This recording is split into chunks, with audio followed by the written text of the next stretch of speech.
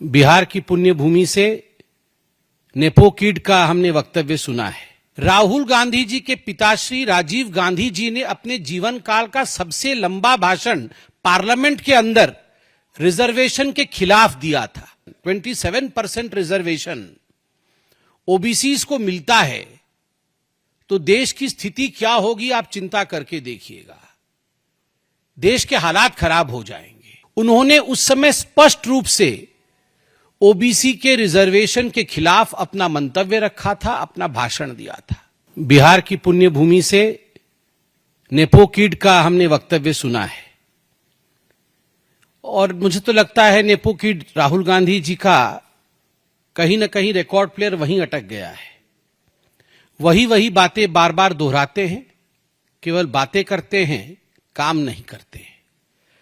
आज उन्होंने संक्षेप में यही कहा कुल मिलाकर के कि हम ओबीसी, अति पिछड़े, ईबीसी सबके लिए सामाजिक न्याय लेकर आएंगे, उनके अधिकारों के लिए लड़ाई लड़ेंगे और रिजर्वेशन को आगे बढ़ाएंगे, संविधान को बचाएंगे।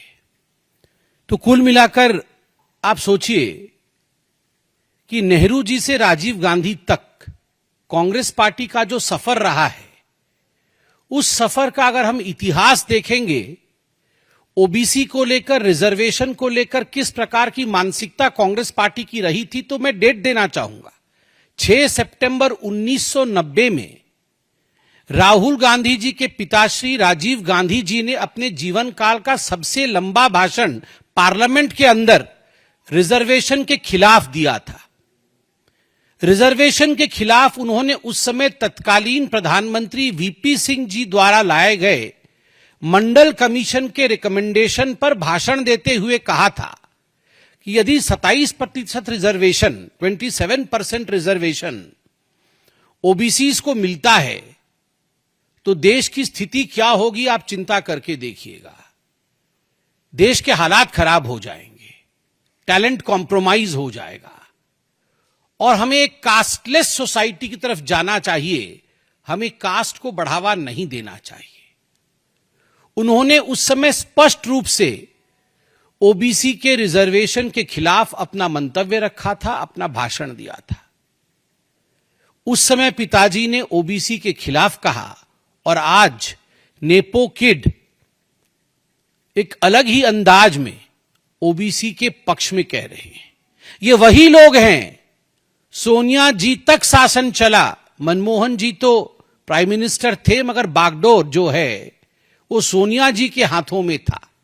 ओबीसी आयोग तक नहीं बनाया गया इन लोगों से। ओबीसी आयोग जिन लोगों ने नहीं बनाया, वो आज हमें यह भाषण दे रहे हैं कि हम आएंगे तो ऐसा होगा, हम आएंगे तो वैसा होगा। आप चिंता करके देखिए, इनकी जो अपीजमेंट की पॉलिटिक्स है वो केवल एक धर्म तक सीमित है। राजीव गांधी जी ने भी भाषण देते हुए सदन के अंदर 1990 में कहा था कि आप ओबीसी रिजर्वेशन मत लाइए, मुसलमान रिजर्वेशन का क्या होगा, मुस्लिम रिजर्वेशन के बारे में चिंता करिए।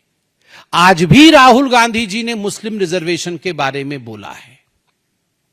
कर्नाटक के अंदर ये जो कास्ट सेंसस की बात हो रही है, कास्ट सेंसस नरेंद्र मोदी जी ने इसे स्थापित किया है, नरेंद्र मोदी जी ने डिक्लेयर किया है। हमारे देश के OBC prime minister Narendra Modi ji ने कास्ट सेंसस होगा इसका कुछ दिनों पहले ऐलान भी किया, पार्लियामेंट में यह घोषित हुआ।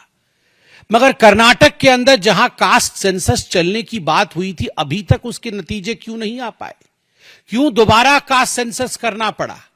क्यों कांग्रेस के अंदर भी एक चुप्पी छाई हुई है?